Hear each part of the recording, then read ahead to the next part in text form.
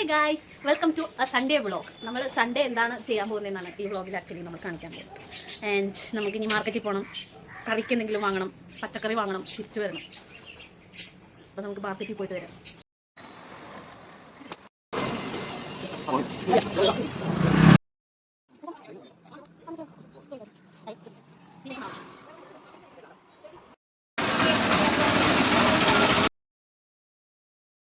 നമ്മൾ വീട്ടിലെത്തിയപ്പോൾ തന്നെ മഴ പെയ്തു, കാശ് മഴ.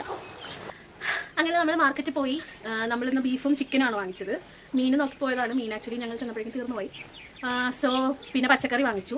ഇനിയിപ്പം ഇതെല്ലാം റെഡി പച്ചക്കറി സാധനങ്ങളാണ് ഇനി ക്ലീൻ ചെയ്ത് നന്നാക്കി എടുക്കാനുള്ളത്. അപ്പം അത് ഞാൻ ചെയ്തിട്ട് വരാം.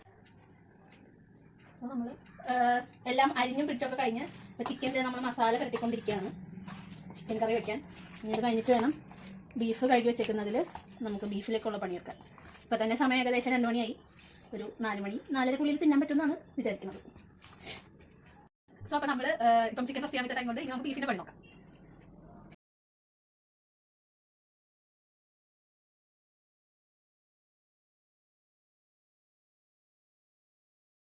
നമ്മളിപ്പം ബീഫ് വെക്കാൻ വേണ്ടിയിട്ട് ഇതിലേക്ക് പച്ചവെളിച്ചെണ്ണ, അതുപോലെ തന്നെ കടുക് പൊട്ടിച്ചിട്ടുണ്ട്. പിന്നെ അതിലേക്ക് നമ്മൾ ഇഞ്ചി വെളുത്തുള്ളി പേസ്റ്റ്, പച്ചമുളക്, വേപ്പിലയാണ് ഇപ്പോൾ ഇട്ട് കൊടുത്തിരിക്കുന്നത്. അതൊന്ന് മൂത്ത് വരുമ്പോഴേക്കും നമ്മൾ ആഡ് ചെയ്യാനുള്ള മസാലകൾ ആഡ് ചെയ്യാം. ഉപ്പ് ആഡ് ചെയ്യാം കേട്ടോ.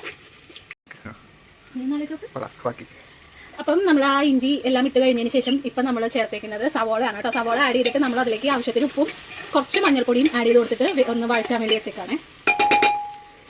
നല്ലോണം എറിഞ്ഞിട്ട് പോയി ഗൈസ്. ലിഫ്റ്റിക്ക് ഇട്ടിട്ട് വരാമെന്ന് പറഞ്ഞാണ് പോയി വാതിൽ അടക്കുന്നത് ഗൈസ്. നമ്മൾ ഇതിലേക്ക് ചെറിയ ഉള്ളി അരിഞ്ഞതും തക്കാളിയുമാണ് ഇട്ട് കൊടുത്തേക്കുന്നത്. അതൊന്ന് വഴറ്റിയെടുക്കുകയാണ്.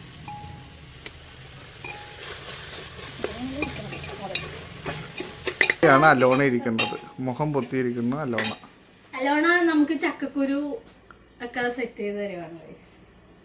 എന്ത് കുരു? ചക്കക്കുരു. കുക്കറിന്ന് വാ.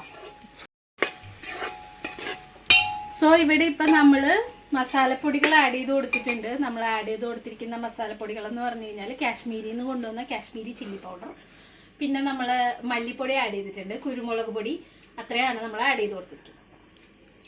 ഗരം മസാല കൂടിയാണ് നമ്മൾ ഇതിൽ ആഡ് ചെയ്ത് കൊടുത്തിരിക്കുന്നത് കേട്ടോ. എന്റെ കാര്യം പിന്നെ നമ്മൾ കഴുകി വൃത്തിയാക്കി പീസാക്കി വെച്ചിരിക്കുന്ന ബീഫ് നമുക്ക് അരപ്പിലേക്ക് ചേർത്ത് കൊടുക്കാം കേട്ടോ.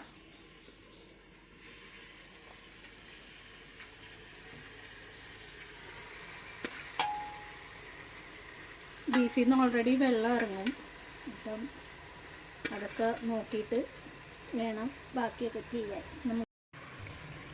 സോ ഇനിയിപ്പോൾ നമ്മളിത് നന്നായിട്ടൊന്ന് ഇളക്കി മസാല എല്ലാം എല്ലാ പീസിലും പിടിക്കും. അപ്പോൾ നമ്മൾ ബീഫൊക്കെ ഇട്ടിട്ട് നന്നായിട്ടൊന്ന് ഇളക്കി മസാല എല്ലാ പീസിലും പിടിക്കുന്ന രീതിയിൽ ഇളക്കി കൊടുക്കുക. സോ മസാലയൊക്കെ ഇട്ട് നന്നായിട്ട് പീസൊക്കെ ഇളക്കി കഴിഞ്ഞതിന് ശേഷം ജസ്റ്റ് ഒന്ന് കുക്കറിൽ വെറുതെ ഒന്ന് അടപ്പ് മൂടി വെച്ച് ഒരു 2 മിനിറ്റ് നോക്കുക. അപ്പം ബീഫിൽ നിന്ന് വെള്ളം ഇറങ്ങി വരും. ആ വെള്ളം എങ്ങനെയാണെന്ന് കൺസിസ്റ്റൻസി നോക്കിയിട്ട് വേണം നമുക്ക് വേറെ എക്സ്ട്രാ വെള്ളം ആഡ് ചെയ്യാൻ വേണ്ടിയിട്ട്. അപ്പം അതിന് വേണ്ടിയിട്ട് വെയിറ്റ് ചെയ്യും. സോ ബീഫിൽ നിന്ന് വെള്ളം ഇറങ്ങാൻ തുടങ്ങി. നമ്മളപ്പോൾ ഒന്ന് ഇളക്കി കൊടുക്കണം, അല്ലെങ്കിൽ ഇളക്കി പിടിക്കാൻ ചാൻസ് ഉണ്ട് ഗൈസ്. സോ അപ്പം ഇനി നമുക്ക് വെള്ളം ഒഴിക്കാനുള്ള ഒരു പരുവം അറിയാൻ പറ്റുന്നുണ്ട്. അപ്പം നമുക്കിനി ഇതിലേക്ക് വെള്ളം ആഡ് ചെയ്ത് കൊടുക്കാം. സോ അപ്പം ഞാൻ 1 കപ്പ് വെള്ളം ഇതിലേക്ക് ആഡ് ചെയ്തെടുത്തിട്ടുണ്ട്. ഇത് ഈ ഒരു കപ്പിനാണ് ഞാൻ ആഡ് ചെയ്ത് കൊടുത്തിരിക്കുന്നത്. അപ്പം എന്നെപ്പോലെ അറിയാത്ത ആരെങ്കിലൊക്കെ മെഷർമെൻറ്റ് അറിയാൻ പറ്റാത്തവരുണ്ടെങ്കിൽ ഇങ്ങനെയൊക്കെ എടുത്താൽ നല്ലതായിരിക്കും കേട്ടോ. എനിക്കിതിനെപ്പോൾ ബീഫിൻ്റെ എക്സ്പേർട്ട് വന്നു. ഉപ്പുണ്ടോ എരിവുണ്ടോ ഇതൊക്കെ ചെക്ക് ചെയ്യാനുള്ള എക്സ്പേർട്ടാണിത്.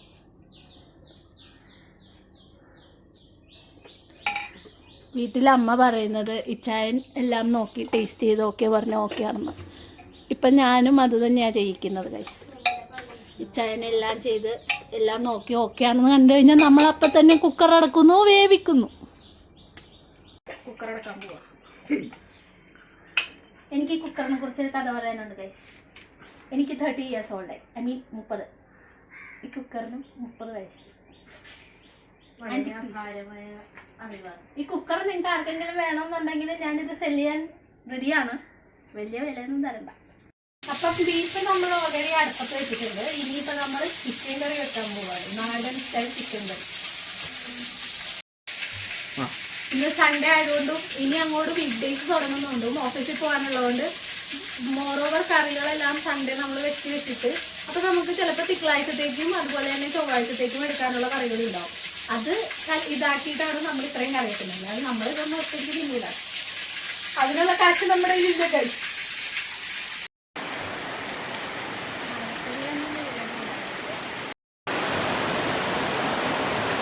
അടുക്കളന്ന് പുറത്ത് വന്നപ്പോഴത്തേനും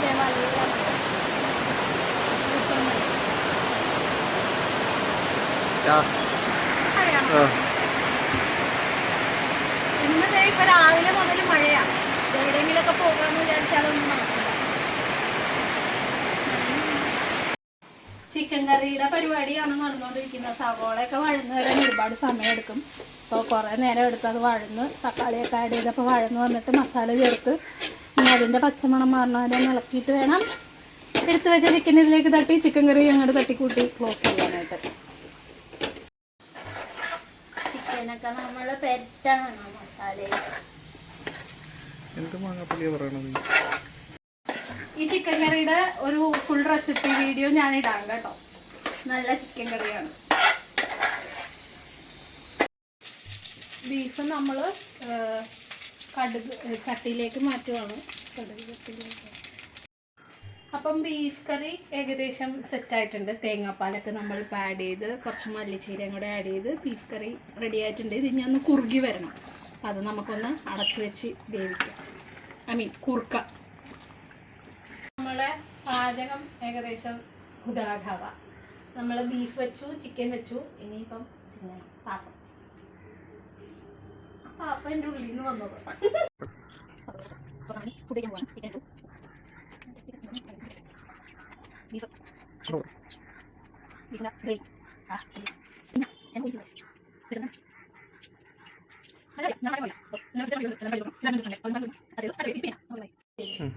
അപ്പൊ അടുത്ത വീഡിയോയിൽ വീണ്ടും കാണാം. മറക്കാതെ സബ്സ്ക്രൈബ് ചെയ്യണം കേട്ടോ. അപ്പൊ ഓക്കെ, ബൈ.